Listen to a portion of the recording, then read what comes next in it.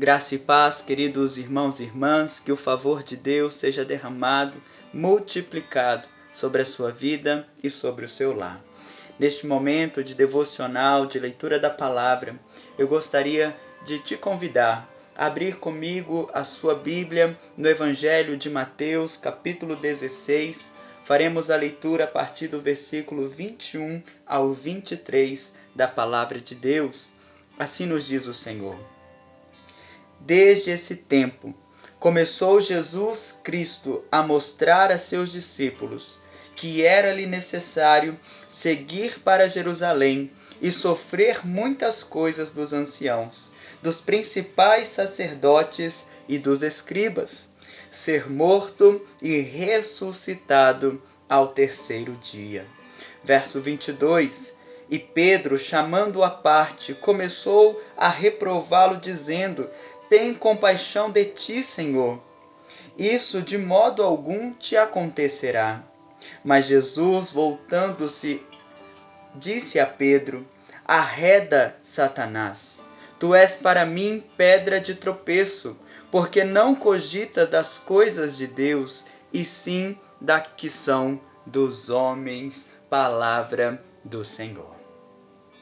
Vendo esta passagem, podemos observar e compreender Jesus declarando e revelando mais uma vez aos seus discípulos o seu propósito.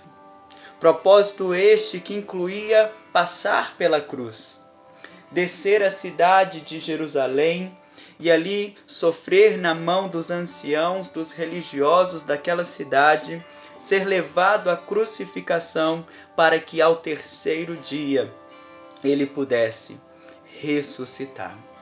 Afinal, como as palavras de João Batista, quando viu Jesus andando na rua, ele pôde expressar a sua confissão de fé, declarando: Eis o Cordeiro de Deus, que tira o pecado do mundo.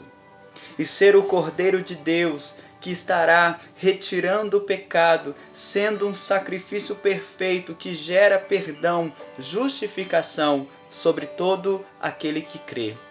Somente seria possível se a cruz estivesse presente na vida de Jesus. Nós estamos neste período da Páscoa. Jesus é o nosso Cordeiro Pascual. Celebrar o domingo pela manhã da ressurreição é maravilhoso, mas não podemos nos esquecer que não há ressurreição sem a sexta-feira da paixão. Uma noite de trevas e escuridão, mas também de amor revelado de Cristo Jesus para todos nós, na qual Ele deu a sua vida em favor dos nossos pecados. E o interessante é que logo após Jesus declarar aos seus discípulos: importa descer para Jerusalém, ali sofrer muitas coisas, até ser levado à morte, para então ao terceiro dia ressuscitar. Nós podemos observar o aparecimento do discípulo Pedro, bem conhecido no texto bíblico como um homem que sempre agia de impulso, que estava sempre pronto a responder às perguntas de Jesus, se apresentando para as situações mais difíceis, como descer do barco, pisar nas águas e andar ao encontro de Jesus, mesmo em meio às tempestades, mesmo em meio a este grande desafio da fé. E Pedro, voltando um pouco, ainda no capítulo 16, é o mesmo que responde à pergunta de Jesus aos seus discípulos, quando ele diz: Quem diz o povo ser o Filho de Deus? E os discípulos começaram a dizer, a multidão declara que tu és um profeta, que tu és Elias, outros Jeremias. E Jesus novamente pergunta, agora direcionado aos seus discípulos, aqueles que caminhavam com ele, dizendo: Mas e vocês?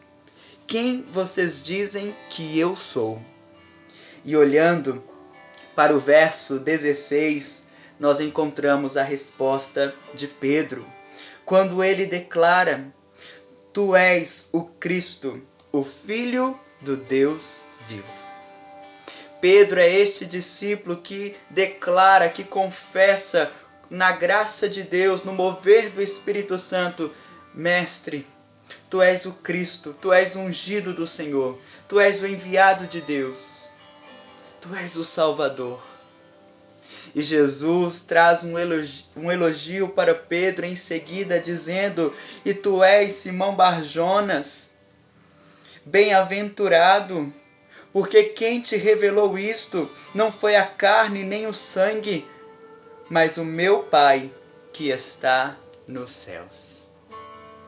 E imagina agora Pedro, tão alegre, tão contente de ser elogiado na frente dos outros discípulos como o único que respondeu pelo poder da revelação do Pai que Jesus era o Cristo.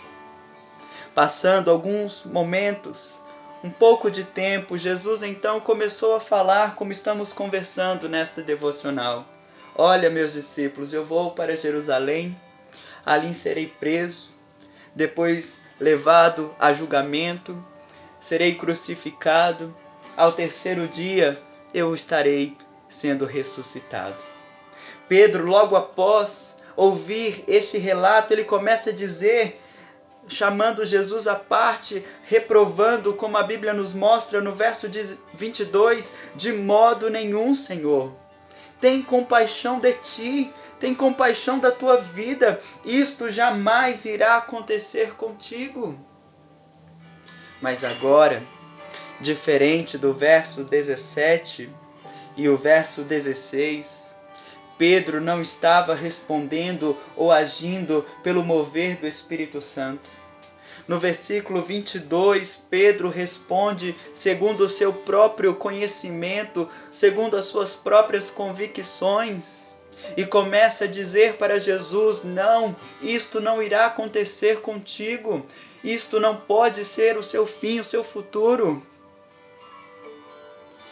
E Jesus, ao ouvir estas palavras, no primeiro momento, ele elogiou a Pedro.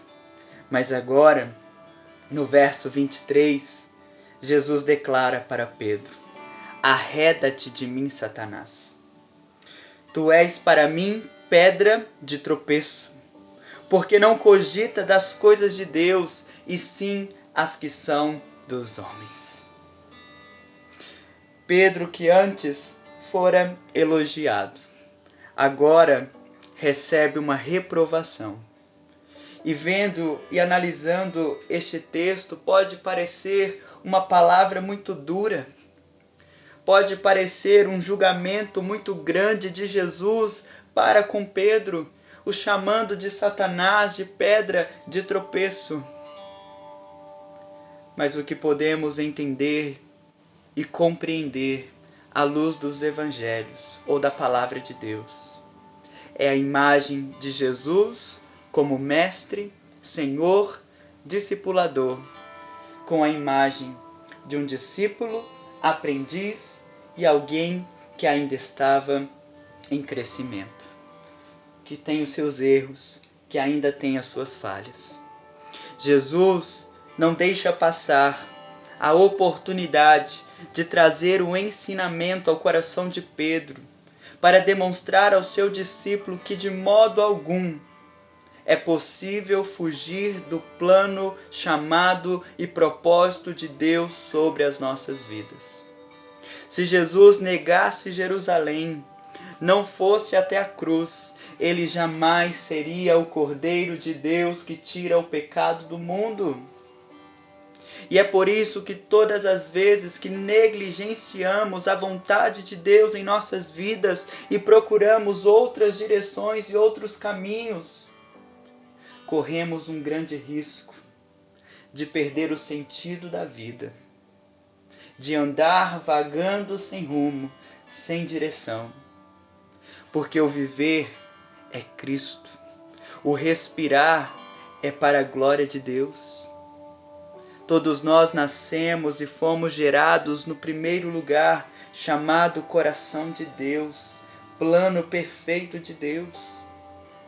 Pedro, se ele entendesse que poderia deixar Jerusalém, que Jesus não era necessário que ele morresse, Pedro jamais seguiria o seu chamado como discípulo, jamais conseguiria cumprir a vontade de Deus em sua vida. Então Jesus é aquele que elogia na hora certa, mas também é aquele que corrige e exorta nos momentos necessários. Quantas vezes, ao ler a Bíblia, encontramos passagens maravilhosas, promessas gloriosas, abençoadas, abençoadoras, e nos alegramos, nos enchemos de vigor, de força, de ânimo, de esperança. Mas a palavra de Deus também nos corrige, nos exorta, nos repreende, denuncia o nosso pecado, aponta os nossos erros e falhas, para que possamos confessar os nossos pecados e buscar o perdão de Deus sobre a nossa vida. Por isso a palavra é descrita nesta imagem de uma espada de 2 gumes. Ela tanto traz as bênçãos de Deus, como também declara que todo aquele que deseja ser um discípulo do Senhor Jesus precisa negar a si mesmo, tomar a sua cruz e seguir ao Senhor. Que possamos ter a revelação de Deus, conhecer Jesus, como Pedro pôde responder à pergunta do Mestre: e vocês, quem dizem que eu sou? E ele respondeu, movido pelo Espírito Santo: tu és o Cristo, o Filho de Deus.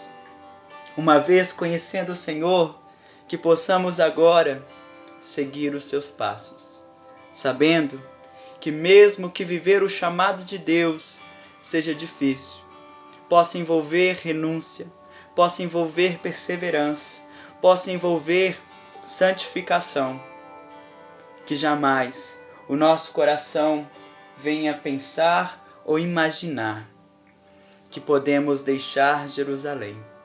Pelo contrário, o Senhor não nos quer desejando simplesmente as coisas terrenas, que possamos buscar os céus e a eternidade, sabendo que, como Jesus, somos chamados a ser fiel até o fim. Como o texto de Apocalipse irá nos ensinar, aquele que for fiel, aquele que perseverar até o fim, dar-te-ei a coroa da vida. E que jamais sejamos pedra de tropeço na vida do nosso irmão, da nossa irmã, sabendo que mesmo se estamos conhecendo o Senhor, firmes na sua palavra, firmes na vida com Deus, precisamos sempre continuar cuidando do nosso coração, para que, no fim, não seja a nossa vontade feita, mas a vontade do nosso Deus e Pai, aquele que nos chamou para vivermos e desfrutarmos da sua glória. Aleluia. Que Deus continue te abençoando poderosamente, meu querido irmão e irmã. Um grande abraço a todos.